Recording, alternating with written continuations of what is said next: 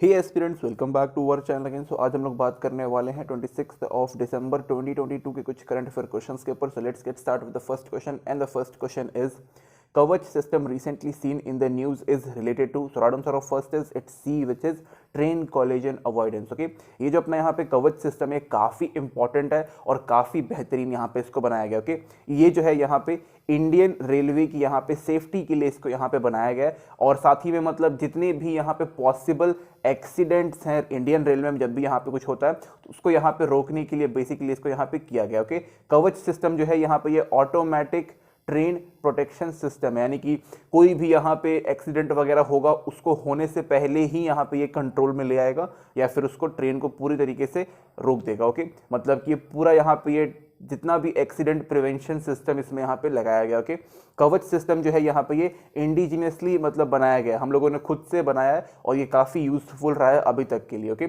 इसमें भी ये रिसेंटली न्यूज़ में क्यों रहा है, बिकॉज अभी यहाँ पे जो अपने अश्वनी वैष्णव जी जो है, जो कि यूनियन मिनिस्टर हैं हमारे रेलवे के लिए, रेलवे मिनिस्टर हैं, तो उन्होंने यहाँ पे राज्यसभा में बोला कि भाई हमने कवच सिस्टम को काफ़ी अच्छे तरीके से यहाँ पे इम्प्लीमेंट किया हुआ है और जो अपना जो साउथ सेंट्रल रेलवे है उसमें अराउंड 1455 किलोमीटर तक हमने कवच सिस्टम को लगा दिया है। ओके, तो ये भी काफ़ी अच्छी बात है और फिर इन्होंने बोला है कि हमें थोड़ा सा टाइम और चाहिए सो दैट कि इसको हम लोग ऑल ओवर इंडिया में इंप्लीमेंट कर पाएँ। ओके, साथ ही में अगर हम बात करें यहाँ पे तो कवच सिस्टम की मदद से हम लोग यहाँ पे किसी भी ट्रेन की जो स्पीड है उसको भी यहाँ पे कंट्रोल कर सकते हैं। लेट्स सपोज कि अगर हम बात करते हैं कि भाई ट्रेन जो है उसकी स्पीड काफ़ी ज़्यादा बढ़ गई है तो कवच की सिस्टम की मदद से हम लोग उसको वहाँ पे नॉर्मल पे लेके आ सकते हैं या फिर जो उसका कंट्रोल्ड है या फिर जो मिनिमम है उस पर वहाँ पे हम लोग लेके आ सकते हैं उसको। Okay, next question is which country passed new transgender law that anyone above 16 can change their gender? So right answer of second is it's A, which is Spain. Okay, तो स्पेन की जो गवर्नमेंट है उन्होंने बोला है कि भाई जितने भी जो लौंडे वगैरह हैं जो 16 साल से ऊपर के हैं या फिर 16 साल के हैं वो अपना यहाँ पे जेंडर चेंज कर सकते हैं। ओके, तो ये कोई दिक्कत वाली बात नहीं है। अब उनकी जिस जो भी यहाँ पे चेंज करवाने का मन कर रहा है वो करवा सकता है। ओके, तो जो 16 ईयर वाला है वो इजीली बिना किसी कंसेंट के, बिना किसी लॉ पेपर वर्क ये करवा सकता है। ओके, लेकिन यहाँ पे जो 12 से लेकर 13 साल के जो बीच में जो बच्चे हैं अगर वो यहाँ पे चेंज करवाना चाहते हैं तो इसके लिए यहाँ पे जज साहब की यहाँ पे ऑथराइजेशन की ज़रूरत पड़ेगी। ओके, यानी कि जो नियरेस्ट जज होंगे उनकी यहाँ पे ऑथराइजेशन की ज़रूरत पड़ेगी, अदरवाइज अगर वो नहीं देते हैं तो नहीं हो पाएगा। उसके बाद अगर हम बात करें तो 14 से लेकर जो 15 साल के जो बच्चे हैं अगर वो करवाना चाहते हैं तो यहाँ पे इनके पेरेंट्स की ज़रूरत पड़ेगी। साथ ही में अगर इनके पेरेंट्स नहीं है तो जो भी इनका यहाँ पे लीगल गार्डियन होगा उनकी सहमति से ही यहाँ पे किया जाएगा। ओके, इसके अलावा जितने भी यहाँ पे लेस्बियन या फिर जितने भी यहाँ पे गे वाले जितने भी कपल्स होते हैं अगर उनके खिलाफ कोई भी यहाँ पे प्रॉब्लम होता है पब्लिक में तो उसके ऊपर भी काफ़ी यहाँ पे स्ट्रिक्ट एक्शन लिया जाएगा।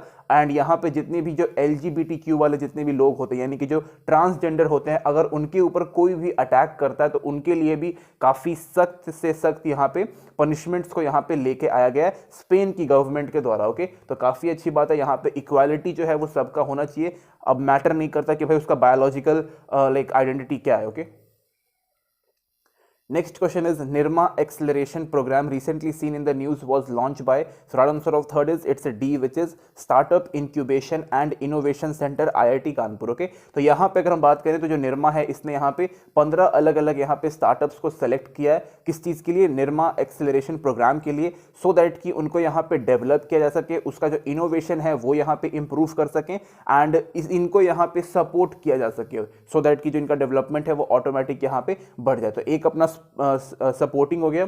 इसके बाद जो भी यहाँ पे जो स्टार्टअप होगा उसका जो स्केलिंग लेवल है उसको यहाँ पे इंप्रूव, मतलब कि उसको और अलग अलग जगहों पे उसको फैलाना, ये मेन काम है। और साथ ही में उसका यहाँ पे देखभाल करना, यानी कि उनका जो स्कॉटिंग है SCOUTING स्कॉटिंग जो है उसको भी वहाँ पे रखना, यानी कि उनका मेनली प्रोटेक्ट करके रखना। ओके, साथ ही में इनको यहाँ पे इन्वेस्टर्स जितने भी होते हैं वो यहाँ पे प्रोवाइड करना, भाई इन्वेस्टमेंट आएगा, पैसे आएंगे तभी जो उनका स्टार्टअप है वो इम्प्रूव कर पाएगा। साथ ही में इनको यहाँ पे एक बढ़िया सा मेंटर प्रोवाइड करना सो दैट कि वो आगे क्या क्या करना है वो यहाँ पे बता सके। और जितने भी इनके आइडियाज़, देखो जितने भी यहाँ पे जो स्टार्टअप ओपन करते हैं उन सब के कुछ ना कुछ यहाँ पे आइडियाज़ होते हैं। ओके, तो उन आइडियाज़ को भी यहाँ पे आगे बढ़ाना ये भी एक मेन काम है। ओके, और जो अपना इंडिया में जो अपना स्टार्टअप इकोसिस्टम जो है इसको भी यहाँ पे बेहतरीन बना के रखना जरूरी है। ओके, अभी के टाइम पे मोर देन 80,000 से ज़्यादा हमारे पास यहाँ पे स्टार्टअप्स ऑल ओवर इंडिया में है, लाइक प्लस 80,000। ओके, और इसको यहाँ पे काफ़ी ज़्यादा फास्ट ट्रैक में यहाँ पे इसको किया जाएगा। ओके, काफ़ी अच्छा है, कोई दिक्कत नहीं है।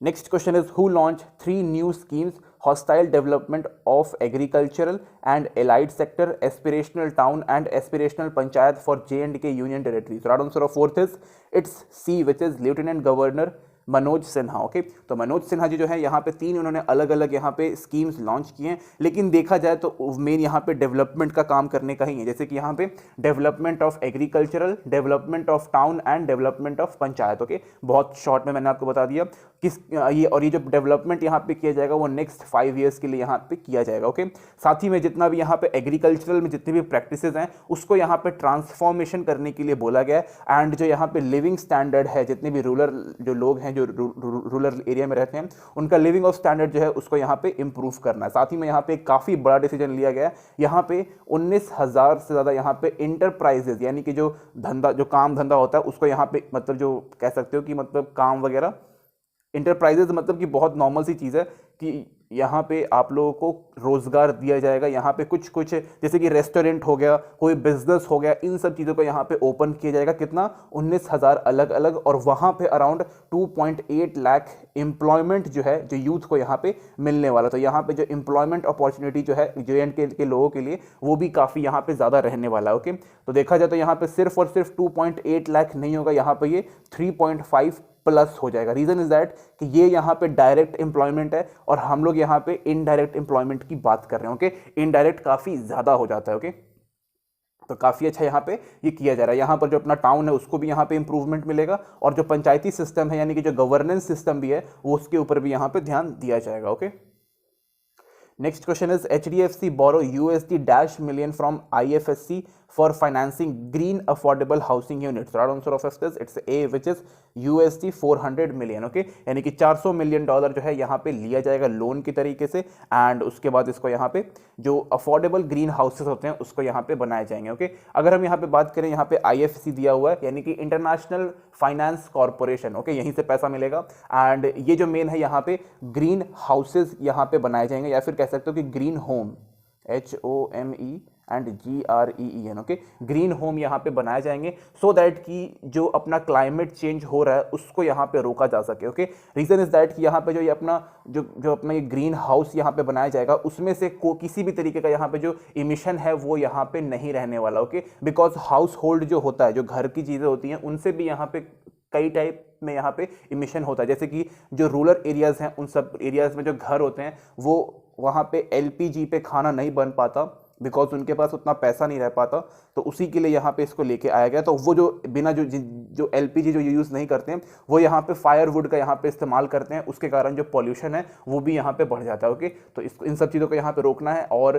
क्लाइमेट फ्रेंडली स्मार्ट होम जो है हमें यहाँ पे बनाना है। ओके, साथ ही में ये जो भी यहाँ पे ये हाउस बनेगा ये काफ़ी यहाँ पे लॉन्ग टर्म का ग्रोथ यहाँ पे देने वाला है पूरी कंट्री को, एंड जो ये अपना ग्रीन हाउस गैस का जो इमिशन है वो भी यहाँ पे कम हो जाएगा, जो कि काफ़ी अच्छी बात है। और यहाँ पे अफोर्डेबल रहेगा, यानी कि मतलब काफ़ी कम दाम पे आपको यहाँ पे ये मिल जाएगा। ओके, काफ़ी अच्छा है, कोई इसमें दिक्कत नहीं है, ऐसी चीज़ें यहाँ पे होनी चाहिए। Okay, next question is, who become the most expensive buy in the history of IPL Indian Premier League auction in December 2022? So right answer of 6 is it's a D, which is Sam Curran. Okay, तो ये जो है ये भाई साहब को यहाँ पे लाइक ये पहली चीज़ याद रखना कि ये पंजाब किंग्स से बिलोंग करते हैं जो टीम है यहाँ पे, और ये अभी तक का लाइक मोस्ट एक्सपेंसिव रह चुके हैं। मोस्ट एक्सपेंसिव इनको खरीदा गया है IPL की पूरी हिस्ट्री में। कितना पैसा इनको मिल चुका है? तो INR यानी कि रुपीज़ के हिसाब से हम बात कर रहे हैं, 18.5 करोड़ रुपीज़ यहाँ पे इनको दे के खरीदा गया है। किसने? पंजाब की टीम ने इनको खरीदा। ओके, इसके बाद इसके अलावा मुझे IPL के बारे में कुछ नहीं पता, थोड़ा बहुत भाई जब IPL खत्म हो जाएगा उसके बाद ही पता चलेगा कि भाई कौन जीता है, कौन हारा है और वट एवर। ओके, इतना IPL का आइडिया मुझे बिल्कुल भी नहीं है। Okay, Next question is which country to conduct first bilateral air combat exercise Veer Guardian 23 in 2023? So right answer of seventh is it's C, which is India and Japan. Okay, तो India और Japan के बीच में जो relation है वो काफी यहाँ पे स्ट्रांग है, और इसको और यहाँ पे स्ट्रांग बनाने के लिए दोनों कंट्रीज के जो यहाँ पे एयर फोर्सेज हैं उनके जो बीच में म्यूचुअल अंडरस्टैंडिंग को और यहाँ पे इंप्रूव करने के लिए किया जा रहा है। साथ ही में जो डिफेंस है, एयर डिफेंस सिस्टम है, उसको भी यहाँ पे और बेहतरीन करने के लिए किया गया। ओके, इसके अलावा हम बात करें तो जापान के साथ अभी हमने इंडिया और जापान के साथ अभी हमने फर्स्ट टाइम मिलान नाम का यहाँ पे हमने एक्सरसाइज किया था, जो कि नेवी की यहाँ पे एक्सरसाइज थी। ओके, अब हम बात कर लेते हैं कि देखो इंडिया का जो अपना एयर फोर्स है उसको बोलते हैं इंडियन एयर फोर्स, और जो जापान की जो यहाँ पे एयर फोर्स है उसको हम लोग बोलते हैं Japanese air self defence force. Okay, Japanese air self defence force बोलते हैं। दोनों ने किया है। कब से कब तक होगा? जनवरी 16 से लेकर के 26 ऑफ जनवरी तक यहाँ पे इसको किया जाएगा, जो कि अगेन काफी अच्छी बात है। ऑलमोस्ट 10 दिन का पूरा रहेगा। अच्छा है, कोई दिक्कत इसमें नहीं है। यहाँ पे म्यूचुअल अंडरस्टैंडिंग दोनों कंट्रीज की जो अपना एयर फोर्स है उसको यहाँ पे इंप्रूव करना है, और जो डिफेंस है, एयर डिफेंस सिस्टम, उसको भी यहाँ पे इंप्रूव करना है। Okay, so next question is which city is the chair of Urban 20 event to be held in India as a part of its G20 presidency? So right answer of 8th is it's B, which is Ahmedabad. Okay, तो अहमदाबाद किस state में आता है? तो अहमदाबाद आता है गुजरात में। Okay, तो गुजरात के जो सीएम साहब हैं उन्होंने इस पर्टिकुलर अर्बन 20 इवेंट का यहाँ पे लोगो लॉन्च किया है, वेबसाइट लॉन्च किया है, और यहाँ पे सोशल मीडिया हैंडल जो है इन्होंने लॉन्च किया है। ये लॉन्च करना इंपॉर्टेंट है साथ बिकॉज जितने भी ऑल ओवर वर्ल्ड में जितनी भी कंट्रीज हैं वो इसको एक्सेस करके इसकी इंफॉर्मेशन निकाल सके। ओके, अब हम बात करते हैं यहाँ पे अर्बन 20 का। ओके, तो मेन इसका जो काम देखो, यहाँ पे कौन कौन से स्टेट्स पार्टी कौन से देखो यहाँ पे जितने भी G20 में जितने भी यहाँ पे इंपॉर्टेंट अर्बन सिटीज हैं वो यहाँ पे आ जाती हैं। ओके, अब इन सारे जितने भी अर्बन सिटीज हैं उनका यहाँ पे डेवलपमेंट मोस्ट इंपॉर्टेंट रहता है। इसके अलावा इनकी इकोनॉमी, क्लाइमेट, पॉल्यूशन, साथ में पॉपुलेशन और डेवलपमेंट जो है, इन सब के ऊपर जितनी भी ये सारी इश्यूज हैं इन सब के ऊपर यहाँ पे बात की जाती है कि भाई हम लोग इसको कैसे रिजॉल्व कर सकते हैं, और जो भी यहाँ पे बेस्ट प्रैक्टिस होगा उन सबको यहाँ पे लेके आया जाएगा। ओके, ये काफ़ी इंपॉर्टेंट है। यहाँ पे जितना भी अर्बन एरिया है उसको यहाँ पे इंप्रूव करने के लिए बेसिकली इस पर्टिकुलर मीटिंग को यहाँ पे किया गया है, और ये G20 के अंदर ही इसमें आता है। ओके, G20 अपने आप में काफ़ी बड़ा एक इवेंट है जो कि इंडिया यहाँ पे इसको होस्ट कर रहा है, और ये हमारे लिए काफ़ी गर्व की बात है अभी के हिसाब से। ओके, काफ़ी ये इंपॉर्टेंट है इंडिया के लिए। इसके बाद में भी हम लोग और भी बड़े बड़े इवेंट्स को यहाँ पे होस्ट कर पाएंगे। Okay, next question is which government sign an agreement for major reform to the bloc carbon market? So right answer of 9th is it's C, which is European Union. Okay, तो European Union के जितने भी members हैं वो यहाँ पे चाहते हैं कि भाई जो अपना यहाँ पे कार्बन इमिशन है उसको यहाँ पे एकदम से यहाँ पे कम करना काफ़ी ज़्यादा ज़रूरी है। अदरवाइज देखो क्या है ना कि ये जो अपना EU है, यूरोपियन यूनियन, इसके जितने भी यहाँ पे कंट्रीज आते हैं ये सारे के सारे यहाँ पे कोल्ड कंट्रीज, यानी कि इनका जो पूरा मौसम रहता है वो बहुत ठंडा टाइप का रहता है। अब यहाँ पे जैसे जैसे यहाँ पे इमिशन ऊपर उठेगा, इनका जो यहाँ पे ठंडापन है वो यहाँ पे कम हो जाएगा, यानी कि गर्मी बढ़ जाएगी, जो अर्थ का टेम्परेचर है वो यहाँ पे बढ़ जाएगा, और जितना भी यहाँ पे आइस कैप है वो सब कुछ यहाँ पे पिघलने लगेगा। तो यूरोप में रहने वाले जितने भी लोग हैं उनको यहाँ पे काफ़ी ज़्यादा प्रॉब्लम होने वाला है। ओके, सेम केस आया था जब अपना जो ओजोन लेयर था वो जब यहाँ पे ब्रेक हुआ था, टूट गया था, मतलब पतला हो गया था, तो उसमें भी यहाँ पे यूरोपियन यूनियन के जितने भी लोग थे उनको यहाँ पे काफ़ी ज़्यादा प्रभाव पड़ता, ना कि इंडिया या फिर किसी और कंट्री को। ओके, तो इसलिए यहाँ पे ये लोग काफ़ी ज़्यादा मतलब अवेयर हैं कि भाई अगर इमिशन यहाँ पे ज़्यादा हो जाएगा तो भाई इन्हीं को सबसे पहले खतरा होने वाला है, बिकॉज ये लोग AC में रहने वाले लोग हैं और हम लोग तो भाई पंखा भी नहीं मिलेगा तब भी चलेगा। ओके, तो यहाँ पे जितनी भी बिल्डिंग्स हैं उसमें से जो इमिशन होता है, यानी कि जो बिल्डिंग्स हैं उसमें एयर कंडीशन लगा हुआ है, तो उसमें से जितना भी इमिशन होता है उसको स्टॉप करना है। रोड ट्रांसपोर्ट में जितनी भी गाड़ियाँ चल रही हैं उनका इमिशन भी यहाँ पे कम करना है, और साथ ही में जितनी भी यहाँ पे इंडस्ट्रीज हैं उनका इमिशन भी यहाँ पे कम करना है। और इनको बोला गया कि भाई आप लोग यहाँ पे ग्रीन एनर्जी का इस्तेमाल करिए अपने इंडस्ट्रीज को यहाँ पे रन करने के लिए। ओके, तो काफ़ी अच्छी बात है कि भाई एटलीस्ट ये कुछ कर तो रहे हैं। अदरवाइज अगर हम लोग इन्होंने अगर अभी नहीं रोका तो क्या पता 10, 20, 50 साल के बाद फिर हमें भी अफेक्ट करेगा। तो अच्छी बात है कि इन्होंने रिस्पॉन्सिबिलिटी ले रखी है। Okay, next question is as per the speed test global index which country has the highest median mobile download speed in November? So right answer of 10th is it's C which is Qatar. Okay, तो Qatar जो है यहाँ पे number 1 में आया है, तो याद रखिएगा कतर का नंबर 1। लेकिन अगर हम बात करें यहाँ पे इंडिया की, तो इंडिया आया है 70th पोजीशन पे। ओके, अब हम लोग बात कर लेते हैं इंडिया की डाउनलोड स्पीड की, तो इट्स 50.26 MB पर सेकेंड। ओके, तो उतना अच्छा भी नहीं, बिकॉज कतर का सोचो भाई नंबर 1 पे है, तो ये कितना और मतलब उसका 100 Mbps पार कर गया होगा। ओके, अक्टूबर की बात करें, ये तो नवंबर का हो गया, अक्टूबर में हमारा स्पीड था 27.13 MB पर सेकेंड, तो ऑलमोस्ट डबल जो है हमने यहाँ पे अच्छा किया है। ओके, इस रिलीज को, इस पर्टिकुलर जो अपना स्पीड टेस्ट ग्लोबल इंडेक्स को यहाँ पे रिलीज कौन करता है, तो ये रिलीज करने वाला है नेटवर्क इंटेलिजेंस कंपनी ऊकला। इसको लिख देते हैं network intelligence company OOKLA। Okay, ये काफ़ी अच्छा यहाँ पे ऑलमोस्ट एक्यूरेट यहाँ पे ये स्पीड टेस्ट जो है यहाँ पे बता देता है। ओके, ये तो रह गया यहाँ पे भाई मोबाइल डाउनलोड स्पीड की बात। अब हम बात करते हैं यहाँ पे ब्रॉडबैंड की। ओके, तो ब्रॉडबैंड में यहाँ पे चिली नाम का शहर, आप लोग ये कंट्री आपने सुना होगा, तो चिली जो है यहाँ पे टॉप नंबर पे आया है ब्रॉडबैंड के यहाँ पे स्पीड में। ओके, और मोबाइल के स्पीड में कतर। ये हर महीने निकलता है, ऐसा नहीं कि भाई मतलब ऐसा है, मतलब हर महीने निकलता है। ठीक है, तो याद रखिएगा इस चीज़ को, थोड़ा थोड़ा याद रखिएगा। Next question is which institution release the 2022 in 9 charter report. So right answer of 11th is it's C which is World Bank. Okay, इस पूरे रिपोर्ट का नाम है 2022 इन 9 चार्ट्स। ओके, याद रखिएगा 9 चार्टर मैंने बोले शायद 9 चार्ट्स।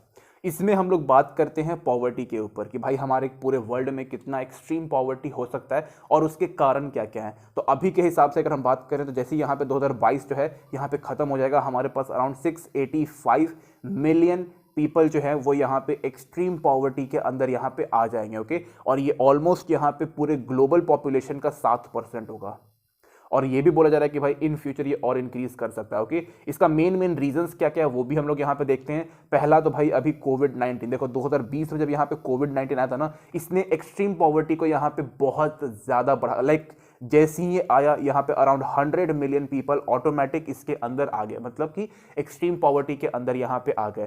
तो ये जो कोविड-19 है ये काफ़ी यहाँ पे प्रॉब्लम क्रिएट कर रहा है, और अभी जो है ये वापस आ रहा है। तो याद रखिएगा कि आपको यहाँ पे मास्क वगैरह जो है यहाँ पे बहुत ही बेहतरीन तरीके से पहन के रखो।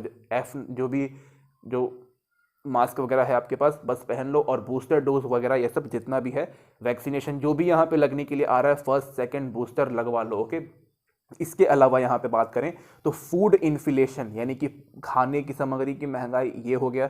इसके बाद यहाँ पे एनर्जी इन्फ्लेशन, मतलब कि जो गैस सिलेंडर हो गए, पेट्रोल प्राइसेस हो गए, डीजल प्राइसेस हो गए, उन सब का यहाँ पे। इसके अलावा यहाँ पे क्लाइमेट क्राइसिस, यानी कि जितने भी यहाँ पे क्लाइमेट चेंज वगैरह है उसके कारण लोग जो है माइग्रेट कर रहे हैं। ओके, तो ये कुछ यहाँ पे इंपॉर्टेंट रीज़न है।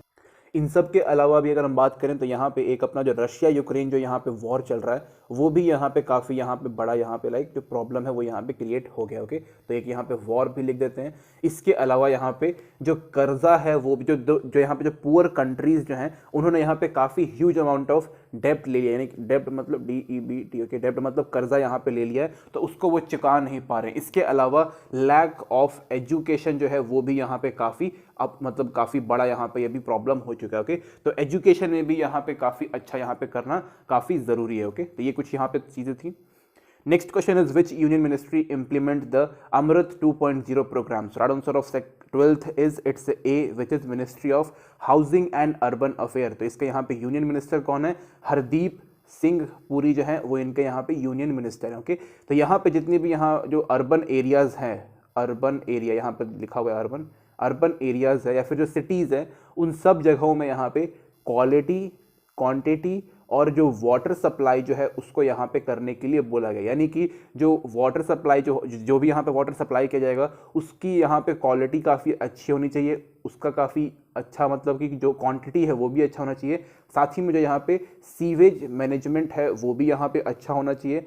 साथ ही में जो वाटर जो हम लोग जितना भी यहाँ पे यूज़ करते हैं उसको यहाँ पे रीयूज़ करने के लिए बोला गया है। ओके, साथ ही में जितने भी यहाँ पे हमारे वाटर बॉडीज़ हैं उन सबको यहाँ पे बॉडी लिख देते हैं पहले, वाटर बॉडी, उन सबको यहाँ पे प्रोटेक्ट करना ये हमारा सबसे बड़ा यहाँ पे काम है, स्पेशली जो फ्रेश वाटर के बॉडीज़ हैं उन सबको। ओके, साथ ही में जो रिवर्स हैं उन वो जितना भी पॉल्यूशन यहाँ पे फैल गया है उसको कम करना भी हमारी काफ़ी बड़ी जिम्मेदारी है। और एक सबसे यहाँ पे महत्वपूर्ण चीज़ ये है कि सिर्फ और सिर्फ सरकार के ऊपर अगर हम सब ये सारी चीज़ें छोड़ देंगे तो ये कभी भी नहीं होने वाला।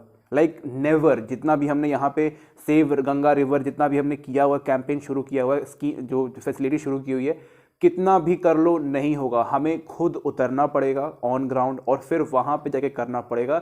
या फिर कह सकते हो कि भाई हमें यहाँ पे अपनी गवर्नमेंट की हेल्प जो है यहाँ पे करनी पड़ेगी, अपनी गंगा, अपनी जितनी भी वाटर बॉडीज़ हैं, यमुना है, उन सबको यहाँ पे क्लीन करने में। ओके, सिर्फ और सिर्फ अगर आप गवर्नमेंट पे छोड़ दोगे कभी पूरा नहीं होगा। Okay, so this is it guys, thank you and thank you watching this video and thank you और क्या।